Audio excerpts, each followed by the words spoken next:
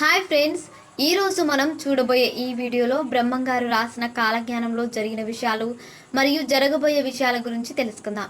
ముందుగా మనం బ్రహ్మంగారి యొక్క కాలజ్ఞానంలో రాసిన విషయాలలో ఇప్పటి వరకు జరిగిన విషయాలు ఏమిటో తెలుసుకుందాం. బ్రహ్మంగారు తన కాలజ్ఞానంలో రాబోయే కాలంలో నీటితో దీపాలను వెలిగిస్తారని రాశారు. ఆయన రాసిన దాని ప్రకారమే విద్యుత్ని నీటితోనే తయారు చేస్తున్నారు. అలాగే ఎద్దులు లేకపోయినా వాహనాలు నడుస్తాయని రాశారు. ఆయన రాసినట్టుగానే ఇప్పుడు మోటార్ సైకిల్ పై ప్రయాణిస్తున్నారు.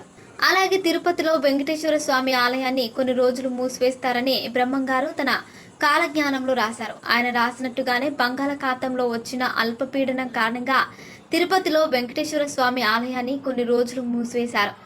అలాగే మనుషులు ఆహారం ఎక్కువగా తినడం వల్ల బద్ధకం పెరిగి బద్ధకస్తులుగా మారతారని చెప్పారు.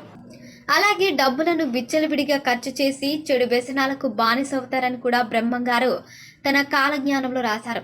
అలాగే బ్రహ్మంగారు తన కాలజ్ఞానంలో ఇంటికి యజమాని ఉండడని, అలాగే ఉమ్మడి కుటుంబాలు ఉండవని రాశారు. ఆయన చెప్పినట్టుగానే ఈ కాలంలో ఎక్కడ ఉమ్మడి కుటుంబాలు అనేవి ఉండడం లేదు. అలాగే కులమతాలు తేడా లేకుండా వివాహాలు జరుగుతాయని చెప్పారు. అలాగే బియ్యం ధరలు కూడా ఎక్కువగా పెరుగుతాయని రాశారు. ఆయన చెప్పినట్టుగానే ఇవి రెండు ఈ కలియుగంలో జరిగాయి. అలాగే బ్రహ్మంగారు తన కాలజ్ఞానంలో స్త్రీల యొక్క ఆయుష్ పెరుగుతుందని, పురుషుల యొక్క ఆయుష్ తగ్గిపోతుందని, మరియు వేషల కారణంగా అంతుచిక్కని రోగాలు వస్తాయని చెప్పారు. అలాగే డబ్బున్న వాళ్ళే రాజ్యాలను ఏలుతారు అని కూడా చెప్పారు.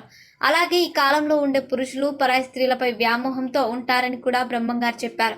అలాగే ఈ కాలంలో ఉండే స్త్రీ పురుషుల మధ్య కామం ఎక్కువగా పెరుగుతుందని, అందువల్ల వారు చాలా సమస్యలు ఎదుర్కొంటారని కూడా చెప్పారు. అలాగే బ్రహ్మంగారు రాబోయే కాలంలో నీరు అనేది ఉండదని, అందువల్ల కరువు కాటకాలతో ప్రజలు మరణిస్తారని కూడా చెప్పారు.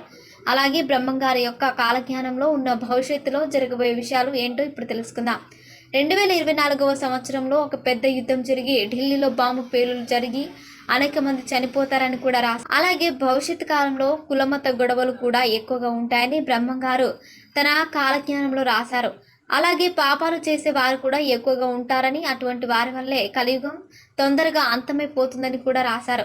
సో ఫ్రెండ్స్, చూసారుగా వీరబ్రహ్మంగారు రాసిన కాలజ్ఞానంలో జరిగిన విషయాలు మరియు జరగబోయే విషయాల గురించి తెలుసుకున్నారు. ఇలాంటి మరిన్ని విషయాలు మీరు తెలుసుకోవాలనుకుంటే వెంటనే మా ఛానల్ని సబ్స్క్రైబ్ చేసుకోండి.